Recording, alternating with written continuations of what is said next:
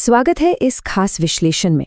आज हम एक बहुत ही दिलचस्प विषय की गहराई में जाने वाले हैं। हम अक्सर मान बैठते हैं कि आज का हमारा ये स्ट्रेस, ये एंग्जाइटी, ये सारी मानसिक समस्याएं बिल्कुल नई हैं, है ना? लेकिन विज्ञान और इतिहास हमें एक बहुत ही अलग और चौंकाने वाली कहानी बताते हैं। आज हम डिकोड करेंगे कि कैसे एक 2400 साल पुरानी दार्शनिक विचारधारा आज के हमारे इस मॉडर्न लाइफस्टाइल के लिए एक बेहद शक्तिशाली मनोवैज्ञानिक टूलकिट बन सकती है। तो सबसे बड़ा सवाल ये है कि क्या हमारे आज के इस मॉडर्न स्ट्रेस का कोई एंशिएंट यानी प्राचीन समाधान मौजूद है? इस सवाल का सटीक जवाब खोजने के लिए हमें उस मूल डायग्नोसिस को समझना होगा जो मानव जीवन के कष्टों का इलाज करने के लिए सदियों पहले दुनिया के सामने रखा गया था। इस विश्लेषण में हमारा सफर काफी रोचक होने वाला है।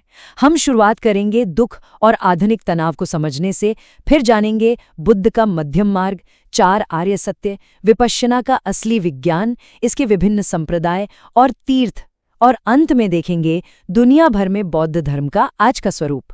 चलिए सबसे पहले बात करते हैं भाग 1 की, दुख और हमारा आधुनिक तनाव। देखिए, जीवन का हर कष्ट दुख के इस यूनिवर्सल कॉन्सेप्ट से ही जुड़ा है। चाहे वो बीमारी और बुढ़ापा जैसी प्राकृतिक चीजें हों या फिर ऑफिस की वो खत्म न होने वाली डेडलाइंस और सोशल मीडिया का स्ट्रेस, ये सारी की सारी पीड़ा मुख्य रूप से हमारी कभी खत्म न होने वाली इच्छाओं से ही पैदा होती है। यही वो असली बीमारी है। अब आगे बढ़ते हैं भाग 2 की ओर, जो है बुद्ध का मध्यम मार्ग। सिद्धार्थ गौतम की ये टाइमलाइन किसी शानदार कहानी से कम नहीं है।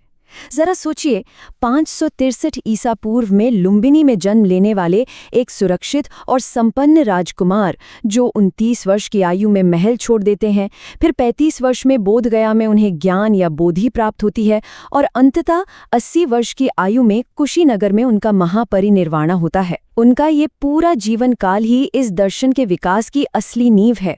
ज्ञान की इस खोज के दौरान उन्होंने 2 एक्सट्रीम्स को, यानी 2 चरम सीमाओं को जिया।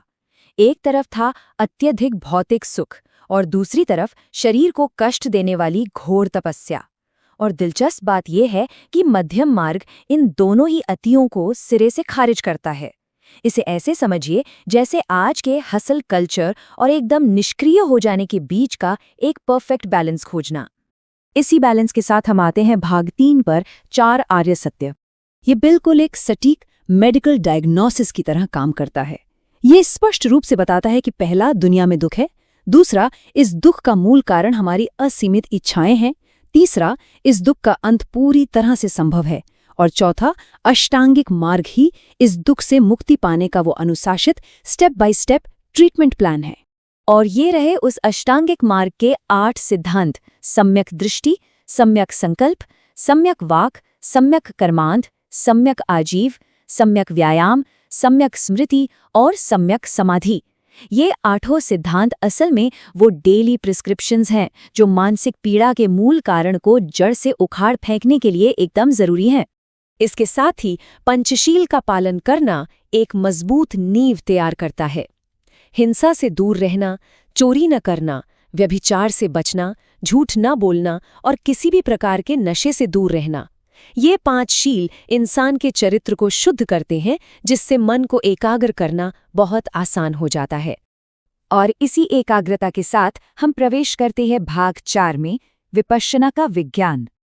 आपको जानकर हैरानी होगी कि आधुनिक विज्ञान भी अब इसी बात को मानता है।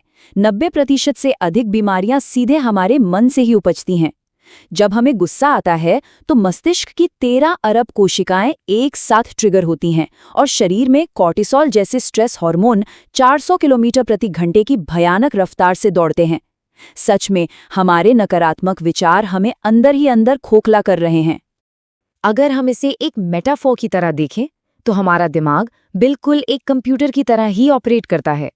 क्रोध और लालच जैसे विकार वो खतरनाक वायरस हैं जो सिस्टम को क्रैश कर देते हैं। और विपश्यना और पंचशील क्या है? ये बिल्कुल उस शानदार एंटीवायरस सॉफ्टवेयर की तरह है जो हमारे सिस्टम को इन हानिकारक बायोलॉजिकल वायरसेस से साफ करते हैं। इस एंटीवायरस को रन करने के 4 मुख्य चरण हैं: कायानुपसना यानी अपने शरीर को देखना, वेदनानुपसना यानी अपनी संवेदनाओं को समझना, चित्तानुपसना यानी हर पर बदलते विचारों को बिना जज किए ऑब्जर्व करना, और धम्मानुपसना जिसका अर्थ है प्रकृति के नियमों को समझना। इनका अभ्यास करने से दिमाग ये समझ पाता है कि सब कुछ टेम्पररी है और यही बोध स्ट्रेस को इकट्ठा होने से रोकता है। चलिए अब आते हैं विश्लेषण के भाग 5 पर, विभिन्न संप्रदाय और तीर्थस्थल। समय के साथ साथ बुद्ध की ये फिलॉसफी दुनिया भर में अलग अलग शाखाओं में विकसित हुई। इनमें थेरवाद, महायान और वज्रयान मुख्य रूप से शामिल हैं। इसके साथ ही नवयान भी है, जिसे भारत में डॉक्टर B.R. अम्बेडकर द्वारा शुरू किया गया, जो बुद्ध की मूल शिक्षाओं के साथ साथ सामाजिक समानता पर बहुत गहराई से जोर देता है। और ये रहे वो प्रमुख ऐतिहासिक स्थल जो सदियों से इस दर्शन की अविश्वसनीय यात्रा के गवाह हैं।